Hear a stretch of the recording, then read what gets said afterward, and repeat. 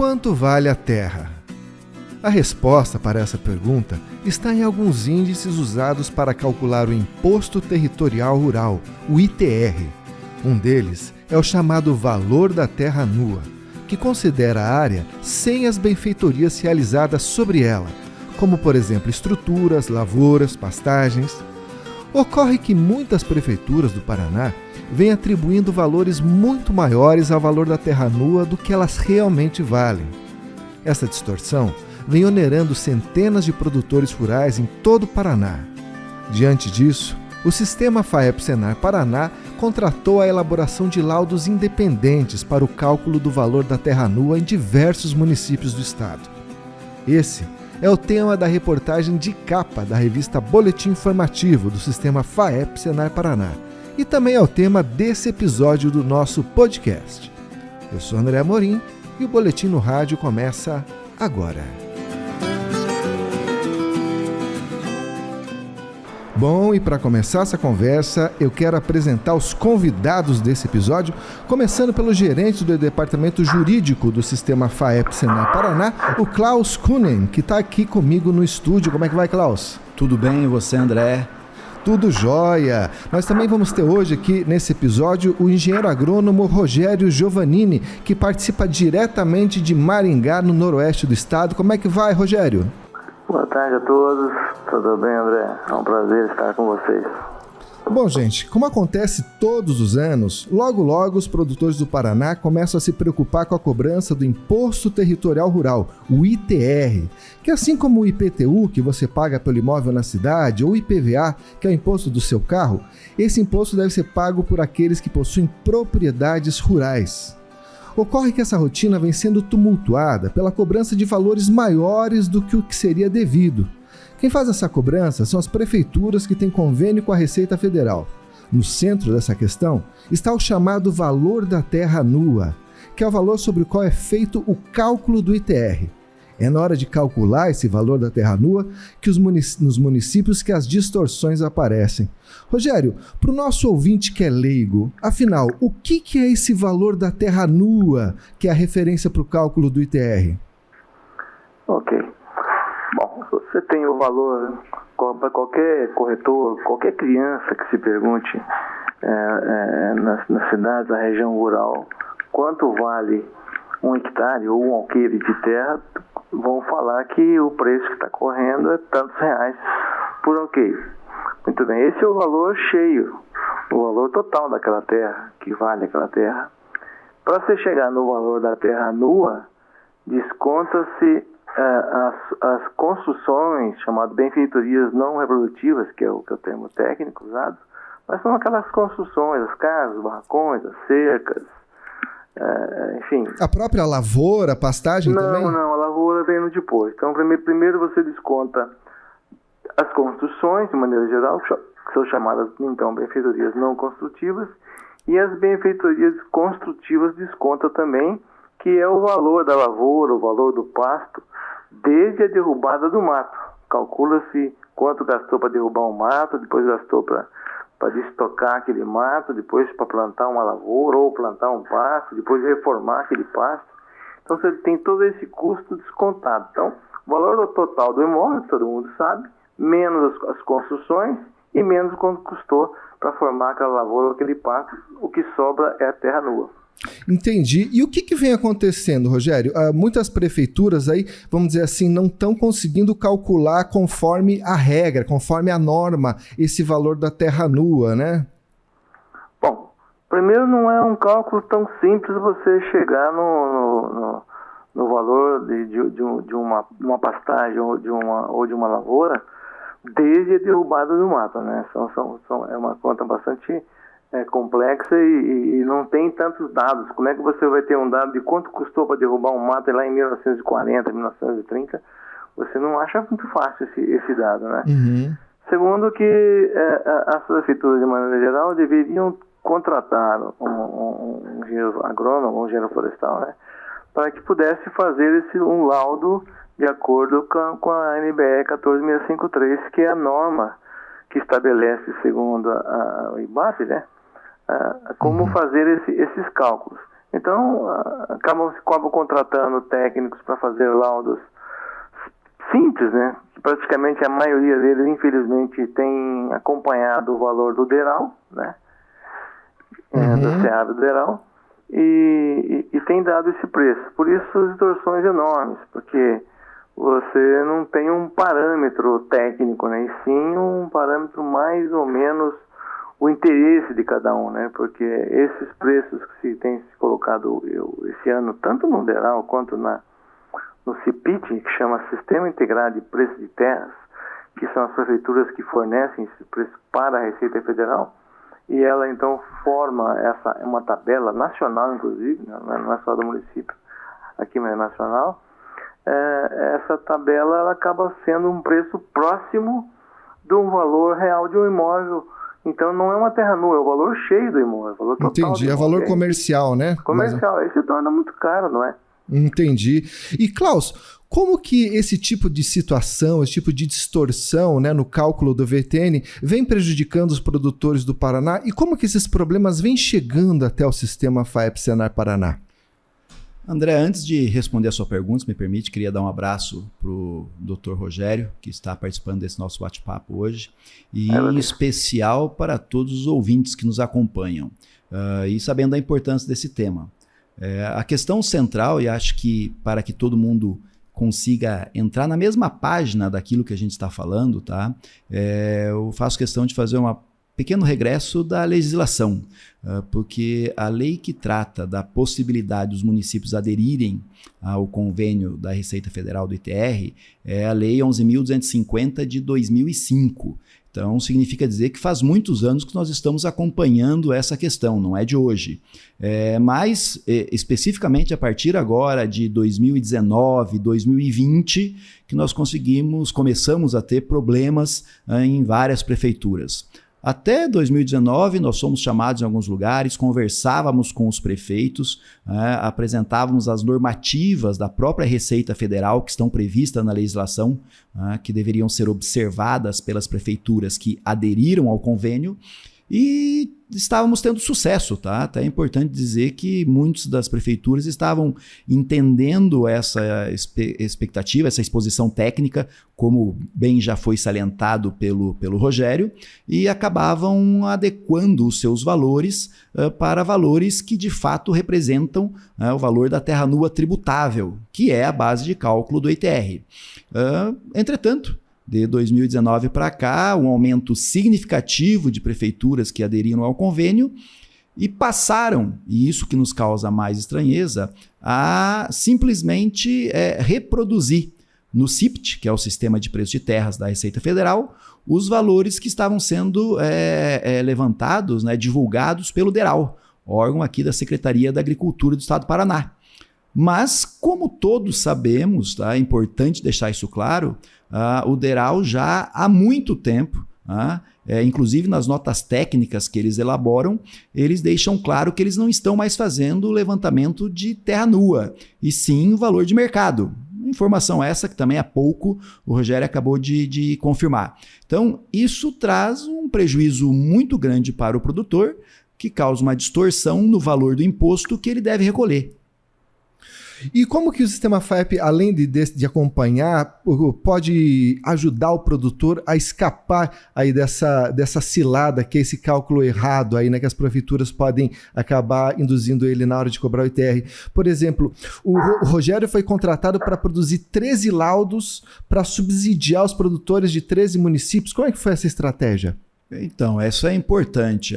Nós chegamos até o Dr. Rogério, até pelo conhecimento que ele tem, foram vários produtores que ele atende aí, tanto aqui no Paraná como fora do estado, e tem uma capacidade técnica que é essa conhecida de todos. Então, chegamos até o Rogério e ele nos apresentou um mapa, tá? A partir das distorções que nós identificamos em vários municípios do estado do Paraná, ele nos apresentou um mapa com diferentes regiões, então, que foram classificadas como A, B e C, e que dessas regiões a gente tentaria reproduzir uma média, uma boa média da realidade dos imóveis rurais no estado do Paraná.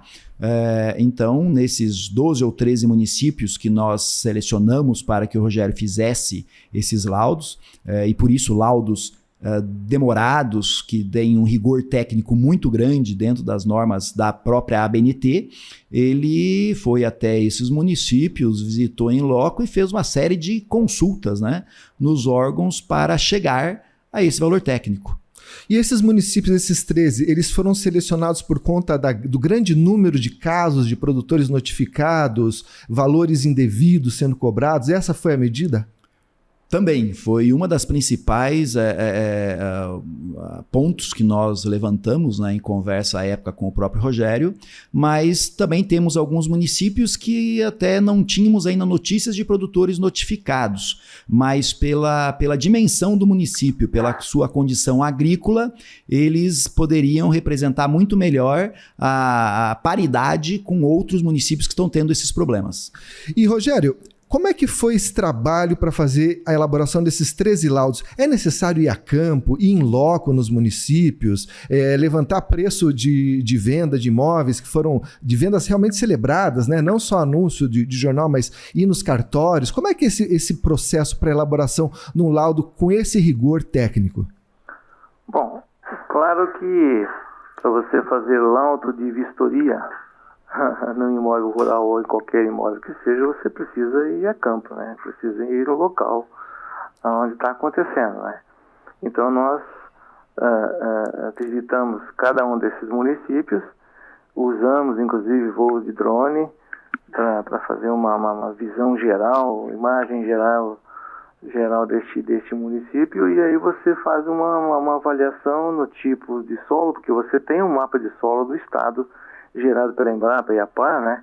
Então você já tem de antemão esses tipos de solos que te ajuda bastante a tomar uma decisão. Mas você verifica a nível de campo se batem, né? Uhum. O tipo de declive, tipo de topografia, tipo de se tem pedra ou não, enfim. Você faz uma classificação do uso da terra, do solo, mas principalmente classifica isso chama classes de solo, né? Uma vez que se lembrarem, no valor do DERAL, você vê lá que no DERAL tem lá as tabelas de classe 1, classe 2, classe 3 e vai até classe 8, né? Enquanto que no preço do CIPIT, da Receita, eles mudaram para aptidão, que é praticamente a mesma coisa, né? Ali. Então você tem essa visão do município para ver com relação às classes do imóvel, que elas variam muito, vão variar muito na hora da tomada de decisão, de chegar naqueles preços. Uma vez que você tem essa classificação, você faz a pesquisa de preços, que leva em conta principalmente os imóveis negociados, né? E isso você vai conseguir via cartórios de registro de imóveis, né? Mesmo nas prefeituras, a gente consegue os preços no sistema de tributação, quando você pega os imóveis que foram negociados, cujas matrículas estão lançadas, você tem acesso a essas matrículas via registradores do Brasil, quando você abaixa essas matrículas, né?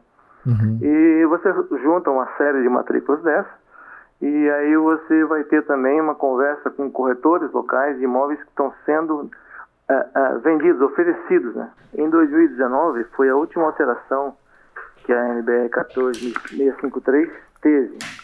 E nessa alteração que ela teve, ela tirou as opiniões de preço para serem incluídas em laudos de avaliação. Então, antigamente a gente conseguia facilmente qual era a opinião, né, de diversos setores da sociedade, que é praticamente o que mais a DERAL fazia, né?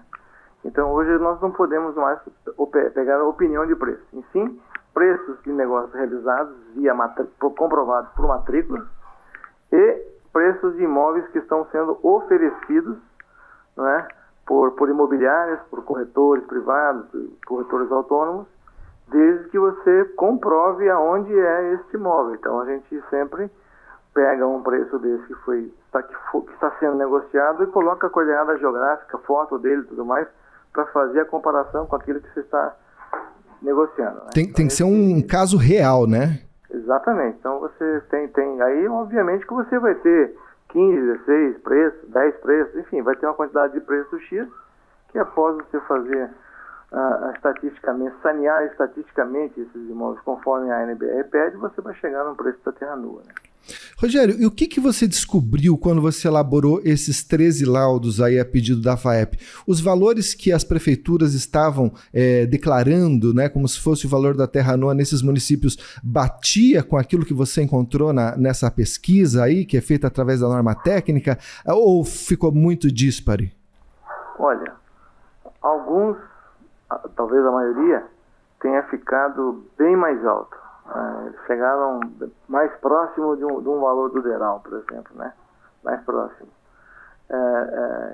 Alguns, 2 ou 3, que ficaram mais abaixo aí do laudo que eu fiz, ficou em torno aí de 30% mais alto do que o preço que eu cheguei, né? Mas a grande maioria ficou em torno de 50% acima, né? Ou seja, estavam altos demais, né? Os valores declarados pela prefeitura estavam muito acima do que você encontrou aí na prática, né? Exatamente. Klaus, e a gente conversou com alguns produtores, né? Teve produtor que perdeu a certidão negativa, não conseguiu custear a safra, não conseguiu contratar seguro. Que tipo de medida, quando você recorre, quando a Receita notifica você, pode acarretar para o produtor que questionar esse valor? Esse é o grande problema, né, que você acabou de citar. O produtor sem uma certidão negativa, ele basicamente fica sem crédito. Hoje em dia, as instituições elas exigem essa documentação por parte do produtor. E isso é um cenário que é muito traumático para o produtor, porque nós estamos falando a partir de uma cobrança até simples, né, de um imposto simples, que é o ITR, que não deveria causar nenhum tipo de transtorno, e que é importante, claro, para a prefeitura essa arrecadação, e a gente respeita essa questão, mas não podemos concordar que um imposto territorial rural, essa divergência de valores que estamos encontrando, e com valores, via de regra, sempre superiores em prol da prefeitura, né, penalizando os produtores rurais, possa acarretar que o produtor tenha perda, né, restrição do seu crédito, que é fundamental, né, para que ele continue produzindo. Então isso implica, inclusive, no aspecto aí da perda da safra, porque muitas das vezes esses produtores aí não vão conseguir plantar na oportunidade adequada e vão ter sérios prejuízos. Existe um caminho jurídico para o produtor que se sentir injustiçado, que ele viu que o valor que é cobrado pela prefeitura não está de acordo com as características daquele imóvel rural? Sim, sim. Nós já estamos, inclusive, acompanhando alguns casos, né, de produtores que estão tendo que medidas inicialmente administrativas do ponto de vista de uma contestação em relação a essa notificação, né, que as prefeituras fazem, mas a prefeitura não concordando, né, a Receita não concordando com essa manifestação do produtor, a única medida é a via judicial, para ele demonstrar que aquele valor que ele declarou está de acordo com a realidade do seu imóvel. É importante nós trazermos para essa realidade que cada propriedade rural, por força das suas condições, por força da sua natureza, do potencial de produção dessa área, né, do imóvel rural, elas terão valores diferentes umas das outras. E por isso, a todo instante, a legislação, né, que trata do imposto territorial, ele sempre fala no valor médio, tá? O valor que tem que ser apresentado no CIPT é um valor médio. E quando a gente fala de valor médio, nós estamos deixando claro que existem áreas acima e algumas áreas abaixo desse valor.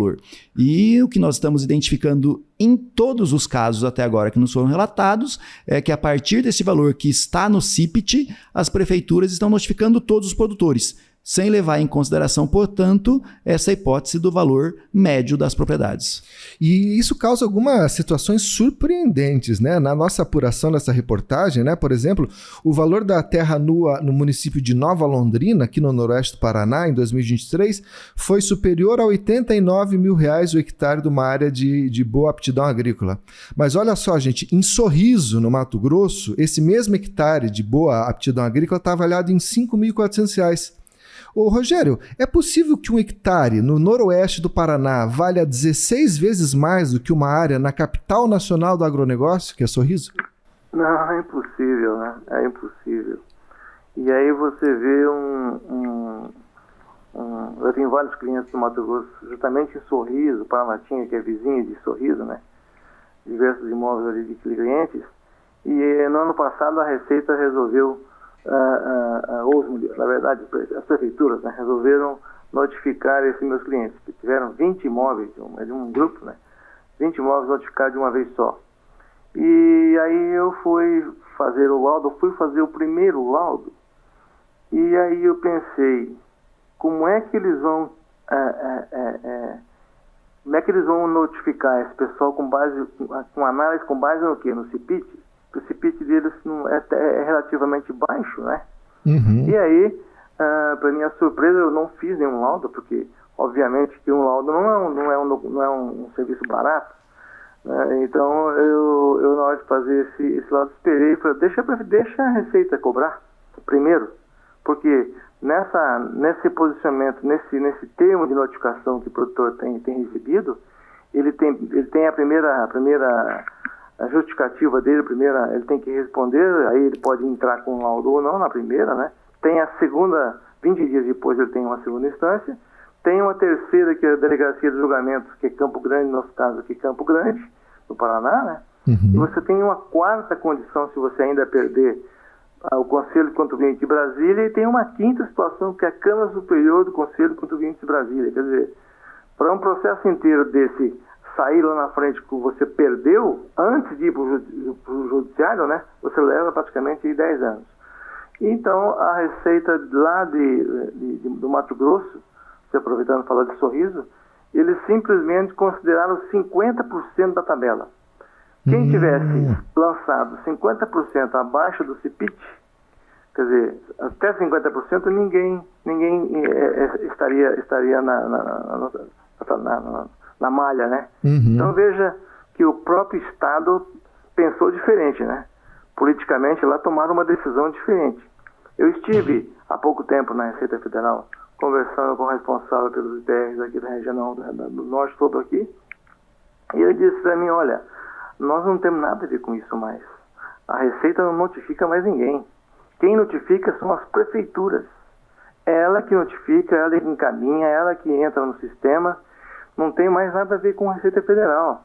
Então veja que lá no Mato Grosso tomaram um caminho diferente aqui do Paraná, que infelizmente aqui, como o Cláudio acabou de dizer, tem notificado de 19 para cá muita gente, né? Nossa, e é bom a gente esclarecer para o ouvinte, né, que quando a prefeitura assina o convênio com a Receita e ela passa a ser responsável pelo ITR, 100% da arrecadação fica com ela, né? Sim, 100%, exatamente, 100%. Olha aí. Gente, e eu queria pedir para vocês uma última coisa. O que vocês recomendariam para o produtor que está nos ouvindo e que está com um problema semelhante, aí está achando que a cobrança do ITR está acima do que deveria ser o justo? O que ele pode fazer, na opinião de vocês? Nossa orientação sempre é a procura, né, do sindicato rural, porque nós estamos conversando com todos os sindicatos rurais. Inclusive esse trabalho que foi realizado pelo Rogério vai ser divulgado agora no próximo boletim aqui da Federação da Agricultura, do Sistema FAEP-Senar, e vai trazer inclusive um comparativo, né, com os valores do DERAL. Então essa matéria vai trazer muita orientação para os sindicatos e automaticamente para os produtores, para que eles possam conduzir da melhor forma possível a próxima declaração, que já está quase chegando. Então essa é a nossa visão, a nossa expectativa, que os produtores façam as suas declarações com valores adequados. Isso é importante a gente registrar, tá, André? Porque infelizmente nós também identificamos em algumas hipóteses alguns produtores que fazem uma declaração muito abaixo daquela que realmente condiz com a realidade do valor da terra nua tributável. Tá? Agora, isso é uma minoria, tá? Isso é importante a gente dizer. Mas que os produtores então procurem o sindicato, que estão habilitados para realizar aí essa declaração e que sigam dentro das normativas aquilo que está previsto na legislação. Perfeito. E você, Rogério, você gostaria de recomendar alguma coisa para o produtor que está nessa situação? Sim. Na verdade, como o Cláudio disse, muita gente preenche de forma, não diria relaxada, mas de uma forma que não está olhando, comparando os outros anos, demais anos, e também não olhando especificamente para os custos que estão sendo lançados no valor total do imóvel, mas principalmente o que faz a terra nua ficar terra nua, que é o valor total do imóvel menos construções e menos o que gastou para formar aquela pastagem ou aquela lavoura, né? Eu estou cansado de ver aí nesses 40 anos que a gente já preenche, 40 anos que a gente mexe com isso, mas desde 92 é que foi lançado esse ITR, e a gente já vem preenchendo isso desde então. O pessoal costuma muitas vezes lançar o mesmo valor, por exemplo, das construções, lança o mesmo valor que levou a fazer aquela benfeitoria, né? aquela pastagem. Não é, né? Praticamente, quando você tem um imóvel aí, por exemplo, de 100 a 200 hectares, por exemplo, você vai ter lá pelo menos uns 400, 500 mil reais de construções, que são uma casa, outra casa, barracão, curral, cerca, enfim. No nosso laudo tem isso, inclusive, né? Aí você vai ter os custos daquela pastagem ou daquela lavoura. Então, vai sobrar um valor da terra nua bem mais baixo do que o valor do imóvel. É quase 50%.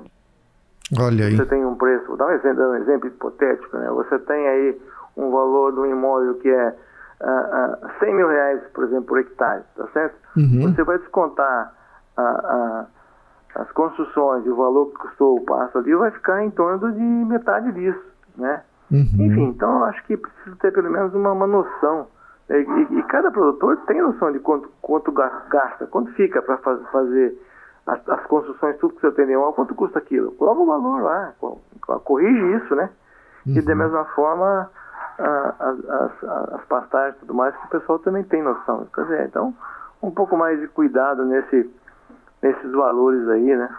Olha aí. Maravilha! Bom, gente, a gente vai chegando ao fim desse episódio. Quero agradecer muito aqui a participação do Rogério. Rogério, venha sempre, é sempre uma alegria, um privilégio. Também do gerente do departamento jurídico aqui, o Dr. Klaus. Volte sempre, Klaus.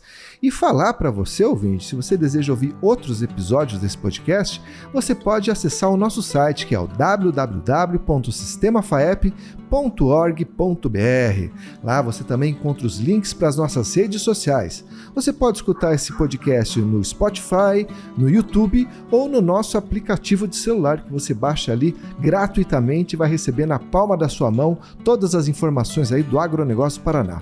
E um último aviso, hein? Se você ainda não segue a gente no Instagram, siga lá, @sistema.faep. Aí você vai receber também tudo de melhor aí que o Agro Paranaense tem para oferecer aí, várias histórias legais aí para você, tá bom? Muito obrigado e até a próxima!